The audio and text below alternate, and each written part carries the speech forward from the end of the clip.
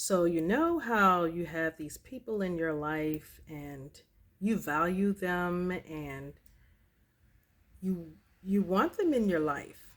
You want them. You really really want them in your life. But they're just not going in the same direction as you are. So, there are many things that take place that kind of takes you on this detour, and then if you kick against it, it's like it takes you the long way trying to get to where you're really going. Yeah, I did that.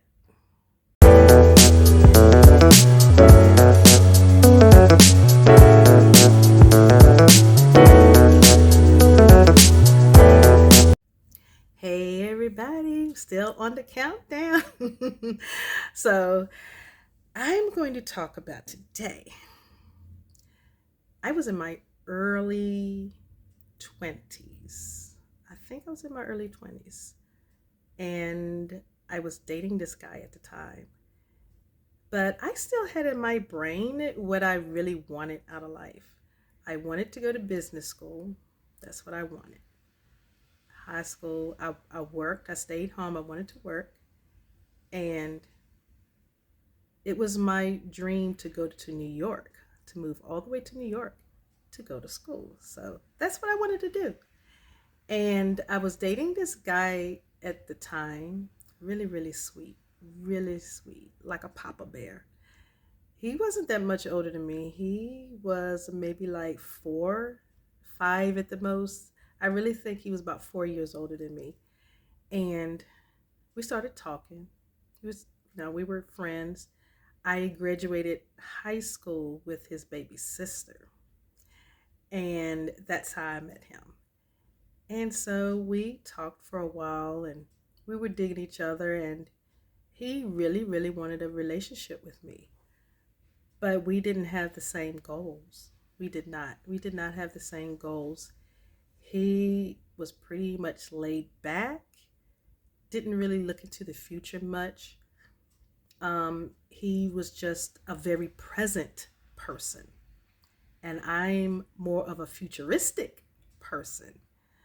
So, yeah, that's where it kind of started taking a turn once we started talking about our goals. So, you know how you have these people in your life and you value them and you want them in your life. You want them. You really really want them in your life. But they're just not going in the same direction as you are. So, there are many things that take place that kind of takes you on this detour, and then if you kick against it, it's like it takes you the long way trying to get to where you're really going. Yeah, I did that. So what happened was we started talking about our goals. We had been dating for about a year and a half, and we started talking about the future, what we want in the future. He wanted marriage. He did. He wanted marriage, and he already knew that he wanted to be with me, and I didn't mind that, but I did not want to get married.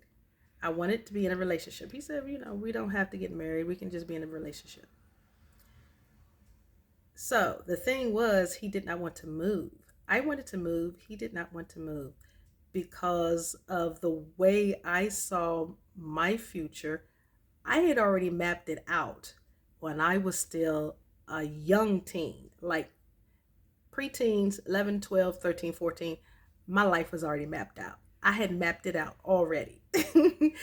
And he had not thought about any of that stuff. He had thought about being in a serious relationship with someone and they just live together and be happy. And we were happy together. We were. But I'm more goal oriented and task oriented, and I love achieving things and ticking boxes. He wasn't. He was like, I'm going to work, come home, relax. go home, go to work. So that wasn't my life. I just we really digged each other and we tried to make it work. But then when he realized I really, really, really wanted to just leave town, he said it broke his heart. And all of a sudden, I just didn't see him anymore. Be that as it may, we did not get married. We did not. So, after all the courses of events that took place that led us to him going this way and me going that way, it was a bittersweet departure. Now, we've seen each other from time to time since then, and we still wave, hey, how you doing, we catch up, shoot the breeze or whatever like that. It's not a long conversation because he's married, has children, has grandchildren now. So we don't talk long because I just have this thing. I have a lot of respect for committed relationships, just any relationship, period. But in particularly, if you are in a committed relationship, I just have my rules with that, and I stick to those. And so I don't talk long. We do not exchange contact information or anything like that. Even though he is asked, I tell him no, because that's just one of my rules. No, I do not. I will not do that. And he's always said that that's one of the things that he loved about me the most is my level of respect. That was one of the things that attracted him to me, was how respectful I am.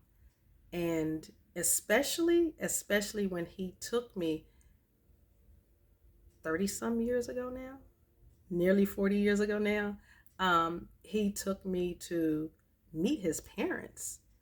And he said that they were just wowed as soon as I walked through the door because I showed respect from the beginning to the end, and it was very consistent.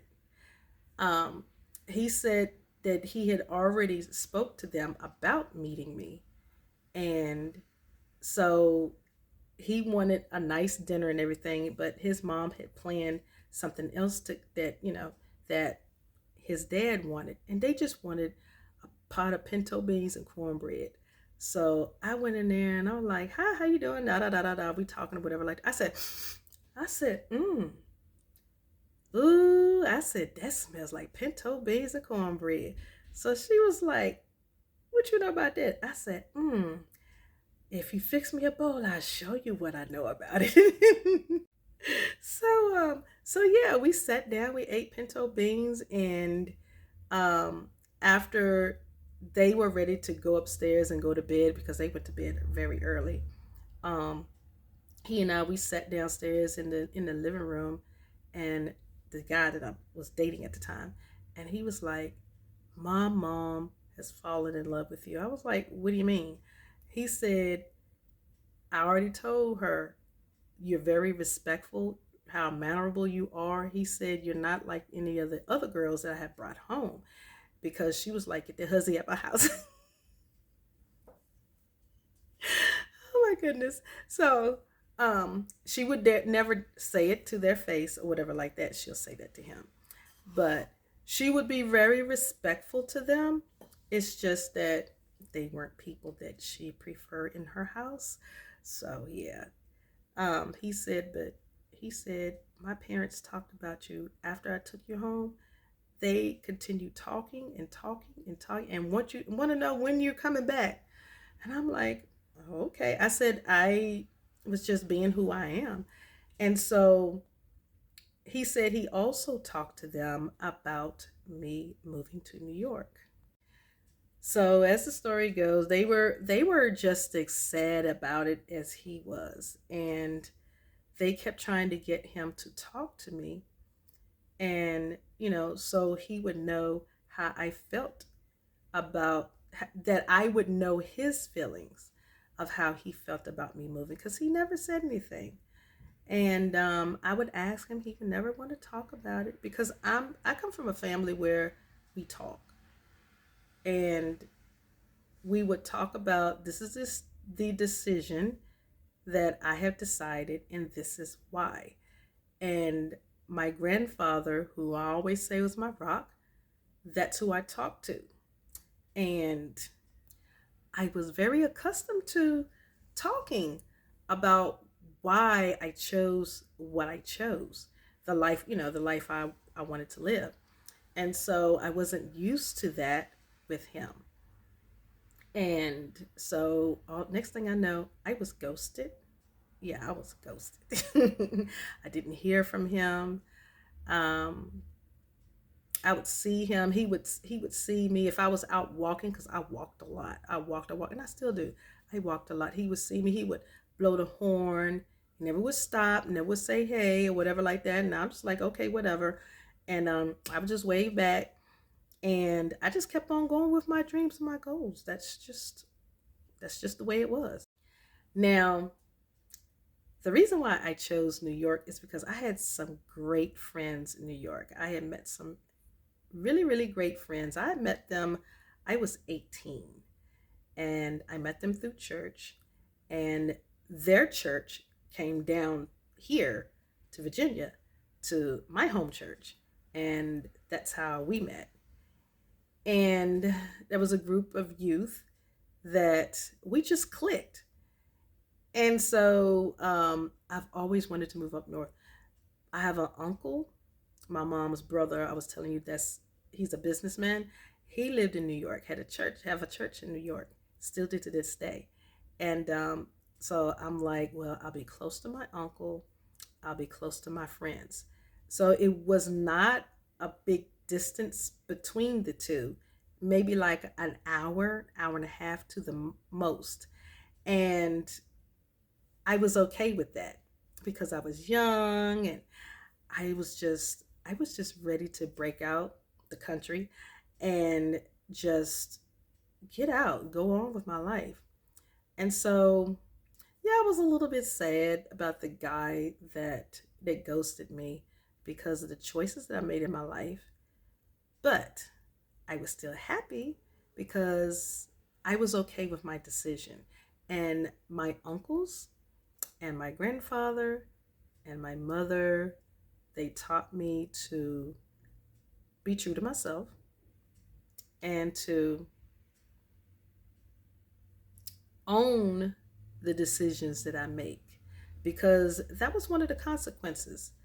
But it was okay that he did not like my decision. It was okay that I was okay with my decision to move on with my life, to forward to something better just for me. I learned from that experience that just because someone isn't okay with what you choose, it doesn't mean the world is over. It is okay that they're not okay with it. And it is okay that you want what you want. It doesn't make them less of a person because that's not something that they choose. And it doesn't make you more of a person because you're choosing something that they don't even have a desire to work towards. It's okay. People are people. They want what they want. And what I wanted was a lot more. I wanted a lot more. So that's what I have to talk about today as I still do this countdown on my 55th birthday.